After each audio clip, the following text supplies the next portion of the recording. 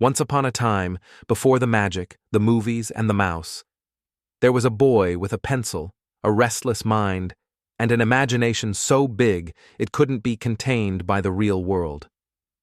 This is the story of Walt Disney, a dreamer, a risk-taker, and the man who turned doodles into dreams, and dreams into destiny. Walt Elias Disney was born on December 5, 1901, in Chicago, Illinois, the fourth of 5 children. But just a few years later, his family moved to a tiny town called Marceline, Missouri. Marceline was a quiet, wholesome place, all trains, farmhouses, and front porches. That town would stick with Walt forever. In fact, if you've ever walked down Main Street, USA at a Disney park, you're walking through Walt's childhood memories. Walt loved to draw. He copied newspaper cartoons and sketched farm animals with surprising skill. By the age of 7, he was already selling his artwork to neighbors. But life wasn't all fairy tales. The Disneys moved often. Walt's father, Elias, struggled financially, and young Walt had to pitch in. He delivered newspapers before sunrise every day, sometimes in the snow, sometimes so tired he'd fall asleep in class. But through it all, Walt kept drawing, because to him, art wasn't just a hobby, it was freedom. In 1918, with the war still raging, Walt wanted to enlist, but he was too young. So what did he do? He faked his birth certificate and joined the Red Cross as an ambulance driver in France. Even on the battlefield, Walt sketched. His ambulance, covered in cartoons. He saw the horrors of war, but also its need for hope, something he'd later bring to millions. After the war, Walt returned to Kansas City and discovered a new magic trick: animation. He got a job creating animated ads and learned to make drawings move. He was hooked. Walt scraped together a few bucks and launched Laugh-O-Gram Films, producing fairy tales with a modern twist. They were funny, bold, and way ahead of their time. But money ran out, and Laugh-O-Gram went belly up. With just $40, a suitcase, and a single reel of film, Walt headed west to start over, in Hollywood.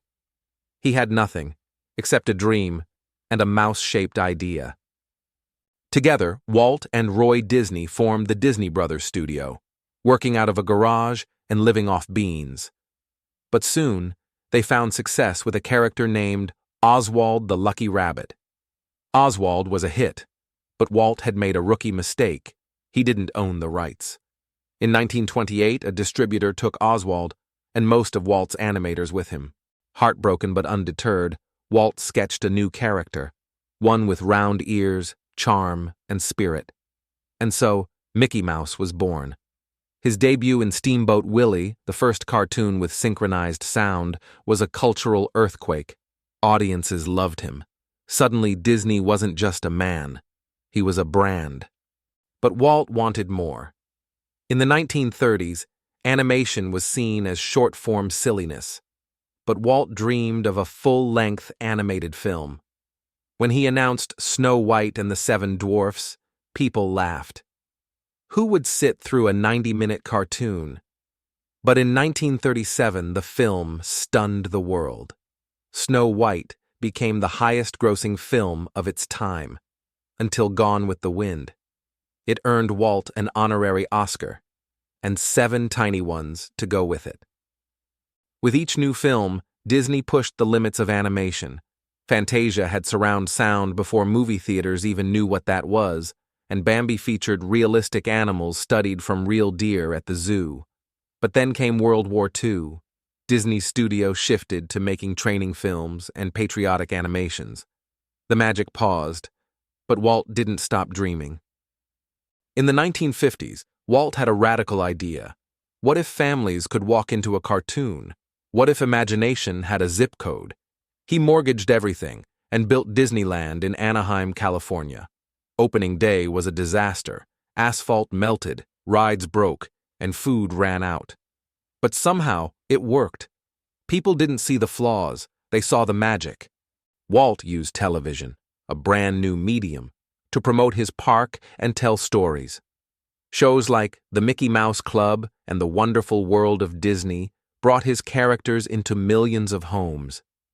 In his final years, Walt dreamed of a utopia, EPCOT, the experimental prototype community of tomorrow. A city that never aged, where technology and people lived in harmony. It was bold, maybe impossible, but Walt believed in doing the impossible. In 1966, Walt Disney died of lung cancer at the age of 65, just as he was planning Disney World in Florida. The world lost a visionary. But his dreams? They didn't die with him. Today, the Walt Disney Company is one of the most powerful forces in global entertainment, from The Lion King to The Mandalorian, from Frozen to Avengers.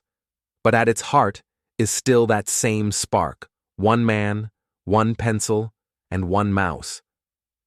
Walt once said, "All our dreams can come true if we have the courage to pursue them." And pursue them, he did. Thanks for watching Wrath of History.